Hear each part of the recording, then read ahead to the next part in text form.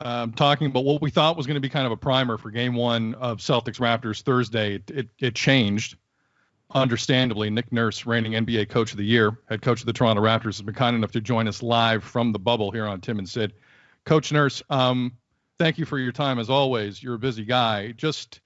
I want to give you an initial opportunity. I know you've heard the clips a couple of times. You've read them a couple of times. When you watch that back again, what goes through your head?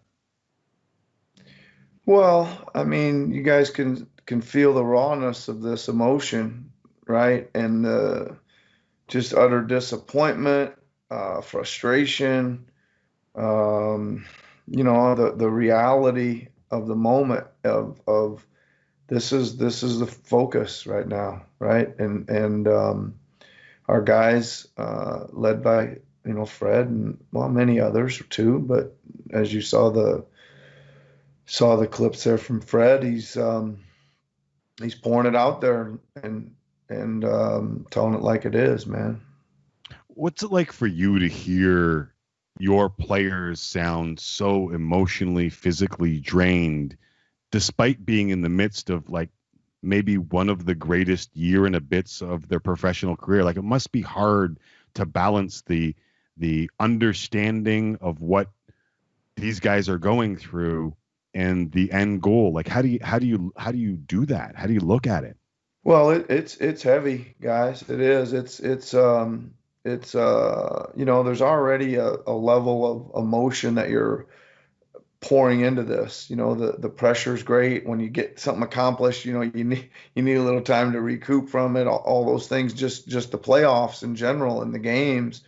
But this is adding a whole nother layer to it just because of the intense feelings. It's emotional, and that drains you mentally and physically a bit, but especially mentally. And I can't say to you that it was as you guys know, we had a meeting this morning, and it wasn't about basketball at all. It's about how we doing, what are we going to do, how do you guys feel, let's talk. And it's deep, and it's heavy, and it's painful. Nick Nurse, Raptors head coach here on Tim and Sid. Nick, in moments like this, again, Fred said the guys had spoken today. What is your role in and around those talks? Are you a wallflower? Do you just give the guys the room and walk? Like, as you're preparing for a series at the same time, how do you approach this? Well, first of all, I think that you got to prioritize, and what I do is I forget about the basketball. That's not the priority. So the priority is, first of all, to listen and get them together and share this space with them and let them talk and listen. But I also have to, as one of the many leaders of the team, but as one of the leaders of the team, if there's a organizational point I can throw in there, or a question I think I have a good viewpoint on that needs to be answered, or a thought, guys, this is I'm listening to your ideas, and now we need a plan of action. This is how it's going to work. Like with anything, your vision is you want police reform. Well, what's going to be our top 5 points in our plan of action or whatever? And that's just me being, one of the leaders of the group. I'm wearing a T-shirt today where it's the Cleveland Summit, and that's damn near 60 years ago now, Coach Nurse. And I get it, because a lot of the players have watched, they've seen Colin Kaepernick's peaceful protest be called disrespectful. And then when the protests weren't peaceful, people would say, well, if only people could control themselves and protest in peace, then we'd be behind it. And so many of them said, well, that's what Cap was doing. Like, that's what he was doing all along. So let's go back to the peaceful protest. And then that protest is called out again when guys kneel for a national anthem by the president of the United States, no less. Like, I understand why guys are exacerbated, why they're frustrated, and the frustration that comes with that. I also understand why. But we've been hearing talk of a boycott. Could we get to that point as the next step in getting people to understand and or listen to peaceful protest?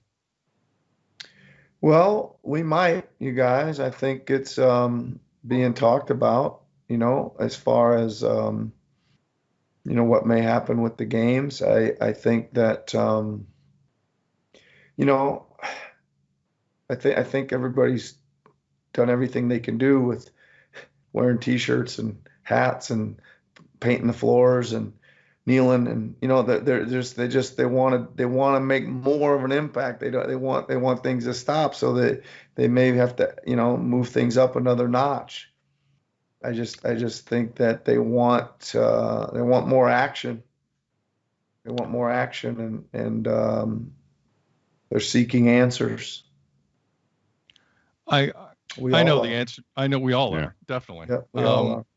I know the answer to this question before I ask it, Coach, but I feel like I have to ask it. If it does come to a point where the group agrees boycott for one game or even further is the right thing to do, this is an organization that has in terms of this issue, social injustice, has been pretty clear. Obviously, this group will be in lockstep the entire way.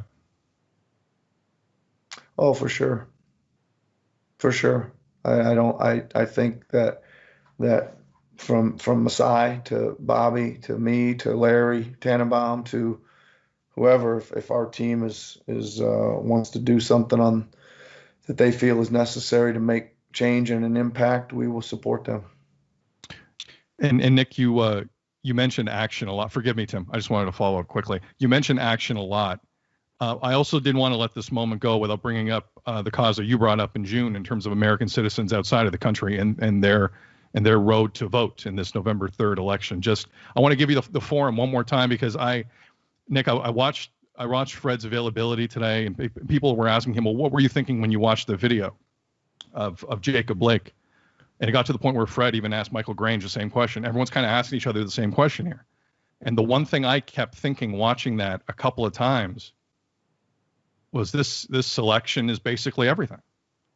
This election, November 3rd, is basically everything. Down ballot the entire way. And I don't think enough people realize how many people actually get elected in an American election. For another moment here, Nick, forgive me as I'm rambling. Talk about what you were talking about in June and how people outside of America who are working in Canada or any other country for that matter can get involved. Yeah, I mean, first of all, let's talk about the numbers. There's somewhere 650,000 U.S. citizens living in Canada, and 5% of them voted in the last election. 5%. I mean, should be the other way around, right? And I hold my hand up. I've lived in 4 different countries now, and I've had an excuse every time too, right? But not anymore, right? It isn't that I don't like either candidate, or my vote doesn't count enough, or they're not going to count my mail-in vote, or whatever the hell you think your excuse may be. It doesn't matter this time. You got to do it, and that's what we're trying to promote, right? And again, it's fvap.gov to go sign up and figure out how to do it. It's very simple. Raptors head coach Nick Nurse joining us here on Tim and Sid, and I do want to try and get to basketball, but the one thing that stood out to me, and I can kind of hear it in your voice, Sid and I have had some real conversations over the last few months with our friends, with people who come on the show, with people who don't come on this show, and so many things have stood out to me within those conversations of friends just hurting over the last little while. What stood out to you the most among these conversations that you're having with men that you've gotten to know really well over the last little while? Well, I think the single biggest thing, it's a really easy answer to a really tough question. And the single biggest thing is that you wouldn't believe how many of our own players have been in this situation with law enforcement officers, with guns held to their head or whatever, that they have shared with us, our own, that we had never talked about, or you would never think. I don't know why you wouldn't think it, but I wouldn't think it for some reason, or other members of our coaching, and they're telling these stories, and you're just like, holy moly, man. You know what I mean? Like it's, and that's why you see how much it hurts for them, That's why it hurts them. They're having to relive it being them, or it could be them, or their kids, or whatever. And that's why you can feel the depth and the heaviness of it for these guys and the realness of it. Right. Nick Nurse here on Tim and Sid. Nick, George Hill of the Bucks yesterday after the game said the following. So, and I want to read his quote. I know this quote's kind of been put out there in front of you a couple times today. I want to get the exact quote right to be fair to George and to be fair to you as you comment. So here's what he said. Quote, "First of all, we shouldn't even have come to this damn place, to be honest. Coming here just took all the focus off what the issues are. But we're here. It is what it is. We can't do anything from here." A lot has been said in the last 24, 48 hours. That quote kind of cuts through a little bit. Do you agree with him? I don't really agree with him. First of all, I'm a George Hill. I consider him a friend of mine. him and his family are friends with me, my wife and family as well. Just so you know. But I think that playing here certainly lets there be more of a platform and a voice for these guys than not playing would have been. I stated that from the beginning. I think there was some question about coming and taking, obviously Kyrie and those guys had meetings and talked about not playing at all. And I think I'm on the side that I think coming here was a better way to use the platform than not playing. Nick Nurse here on Tim and Sid. I'm not sure there's a way to segue to basketball without being awkward, so I'll just embrace the awkwardness as a sign that if we don't do better, this awkwardness will remain. I wanted to talk to you about how impressive this team has been over the last year and a half and what you've been able to accomplish. I know a first-round win wasn't the goal, but losing Kawhi, all the injuries, the best record in franchise history. At the start of the year, if I had told you you'd be here and listing off those accomplishments, would you believe me? Yeah, maybe. I think there's some, I think there's some really special guys here. I really do. There's some real specialness to some of these guys. Obviously Kyle and Fred, they're just big time competitors and toughness and smarts and leaders and all that stuff. And, I think Gasol's as good a big man as there is in the world. Pascal obviously is becoming a superstar. Serge, when Serge starts making shots and blocking shots, he becomes hard to deal with. I mean, there's a lot of specialness in the team. I didn't expect us to have this many injuries, right? We had an injury plagued regular season up until, March 11th. And, I think I would be wrong to say I wasn't surprised. I think some of the guys off the bench really played great. They really came into their own as well when we really needed them. So credit all the way up and down the roster. You do have special guys, as we saw last year. You were 17-5 without Kawhi during the regular season. People don't talk about that as much. And without Kyle this year, you guys, I believe, were 12-2 during that injury-riddled regular season. I think some of that's also coaching. And as we kind of wrap this up, Nick, just I don't really have a question, but on behalf of a lot of Raptor supporters across the country, congratulations on being named NBA Coach of the Year. It was really cool the way TNT did that with your high school coach over the weekend. And you, it was also funny being in the media and with you saying you had no idea why they wanted to talk to you first thing on a Saturday morning was also kind of humorous to me. But just on behalf of the fans specifically, Nick, congratulations. And if you could say a word to them specifically, because they are in your corner. Yeah, I think it's great. I really, first of all, thank you.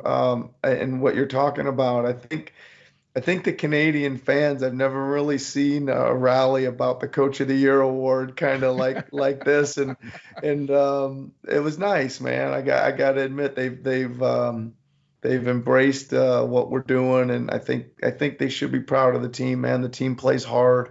The team kind of embraces what they would like to see, and I think you're right. It really I don't know. Special shout out to all the fans, man. I feel the love. That's for sure. Thank you. I have no idea how this ends, and I know as a professional, there's one goal, and that's to win championships. But I'm going to echo what Sid just said. I just think you guys have done an unbelievable job of making this franchise accountable, hardworking, and so very intelligent. And when he's talking about the fans, I know, because they tell us this, that it's not just on the court that they're talking about. And I'm not sure I've ever said this about a franchise, but all those things that I described off the court as well. That's something you guys should be proud of. And as I said, I know the vast majority of your fans appreciate it because they tell us that. So thanks for this, and thanks for that. Yeah. Thanks for having me on, guys. Appreciate you, man. Thank you. Take care, Nick. All right. Be well. Take care. All right.